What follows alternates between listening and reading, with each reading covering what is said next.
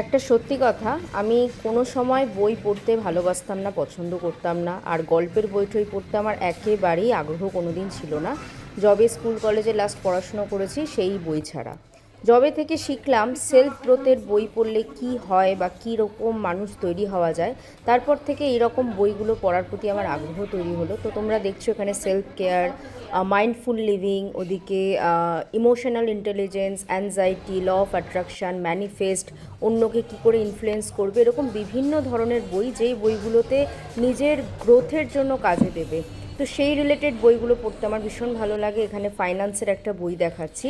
আমি এই বইগুলো পড়তে পড়তে শিখেছি যে একটা রকম মানুষ থেকে আরেক রকম মানুষ তৈরি হতে একটা ভালো বই যে কতটা উপকারী সেটা না পড়লে বোঝা যায় না। তাই আমি বলবো তোমাদের যে যেটার উইক রয়েছে, গ্রো করতে চাও, তারা সেই বইগুলো পড়তে পারো। এবং বইগুলো দেখো কি সুন্দর করে সাজানো, যাতে বই পড়ার একটা ইন্টারেস্টও তৈরি হয়।